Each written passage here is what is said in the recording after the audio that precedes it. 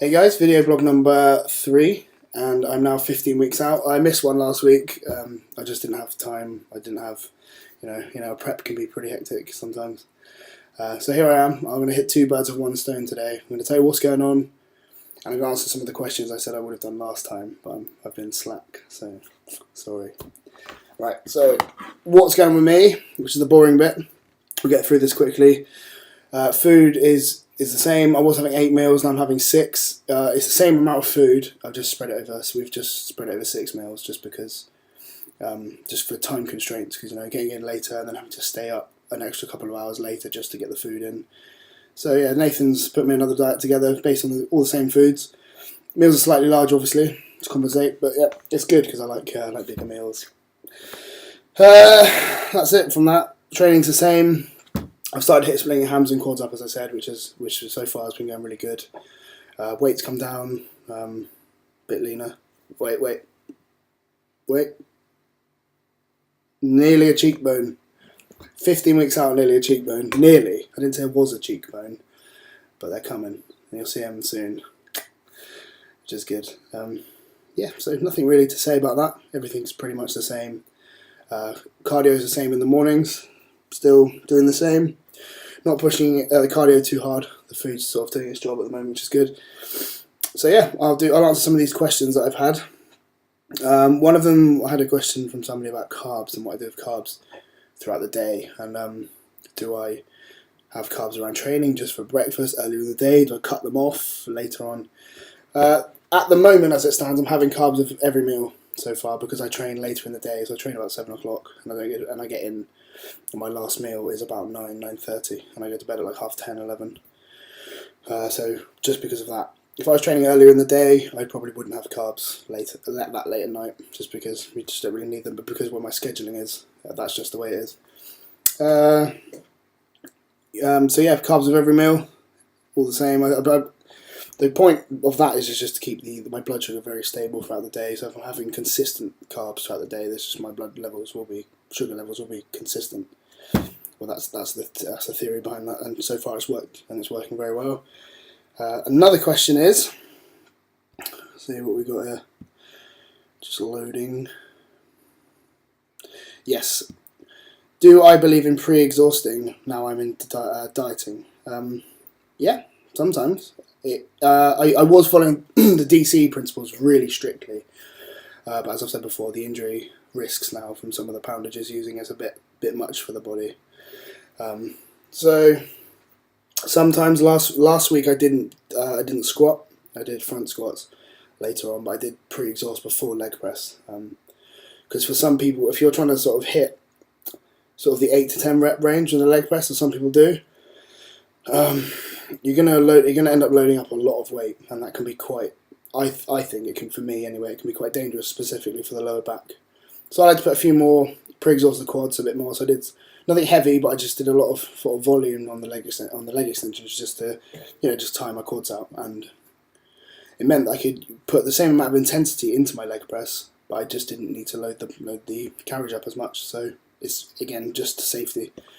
But also I did for chest as well. Obviously, I had a strain a couple of weeks ago, so I did it for that, and yeah, worked really well. So actually, oddly, my weights didn't go down that far. I will say one thing I did for chest this week with my training partner, just to throw something different in there. We did a drop set. This is probably a lot of people have done this already. But we did a 4-part drop set. We were a bit pushed for time, so we started on the lowest incline on the bench with dumbbells. And we used our heaviest weight we could use for sort of 6-8 reps, and then we did our set, and then we put the bench up another one, dropped the dumbbells, did our set again to failure, dropped the dumbbells, up the incline, and then towards the end we were quite a high incline, and the dumbbells were very, very light. But again, it worked really well. It felt very good. Obviously, with the strain, I didn't have to focus on pushing that much weight. I could just focus on contraction, squeezing, stretching, all the bodybuilding good stuff. So yeah, it worked really well. Other questions we got there. So look, I have got some. I'm just not as organised as I should be. Vegetables. Do I eat vegetables during prep? Yes, I do, because I like them and they're good for you. Your mum was right. Eat your vegetables. So I don't have loads because my meal portions are quite large. But as I should have more. I'll put my hands up and say, yeah, I definitely should have more. But as my meals go down, I will up my vegetables. I think vegetables help keep you regular. They keep your, because obviously they're packed full of fibre, you've got a lot of nutrients in there. I mean, there's many reasons why people always say vegetables are king, and they are. They have many health benefits. I'm not an expert, so I'm going to let say if you want to research vegetables, don't ask somebody who's far more knowledgeable than me. But I feel better when I have them. I still got a couple of fruits in as well. This far out, I know they'll come out, but I think fruits, vegetables. I think specifically off season, if you're having vegetables and fruits, I think it's a great idea. Some people say fruits are nature's candy. I think that's rubbish because I don't think Mother Nature makes candy. It's bad for you, so that's just my opinion. It's good stuff. Green apple day keeps the doctor away. Old wives' tale or truth? I haven't been to the doctors for a while, and I had a green apple day. Maybe that's something to do with it. Who knows? Yeah, so vegetables are good. What vegetables do I have? Just vegetables. Just any vegetables. Broccoli, yes. Courgettes, things like that. Leek, I like leek. Any green vegetables, really. And also part of the same question was, do I count sweet potato as a carb source? Do I count my carbs from vegetables? No, not from green vegetables, I don't at all. But from sweet potatoes, they are a carb source, essentially. They are the same as a white potato. I mean, obviously, they're lower GI, as they say. Still a carb source, so that's very important. Just keep your eye on your carbs from your sweet potatoes because it is a primary carb source, not secondary like a vegetable would be, which I don't count because most of the carbs from my broccoli is fibre anyway. So it's got a very different thing in the body. So yeah, that's mainly it so far. Here's another one. What's my supplement program around training? Like now, I'm dieting for prepping for a contest. Again, same. Pretty much at the moment because I'm very far out. I'm still using my glycofuse, my aminolast, and obviously my creatine glutamine, and around my pre and post. Post with my with that. Intra workout, I'm still having my size on, just one scoop size on throughout my, which gives you a good 38 grams of carbs, and then another 50 from my glycofuse after. Because I have a tendency to flatten out very quickly. I don't know why. I can take a carb meal out and I'll start flattening out within a couple of days, which is a bit of a battle.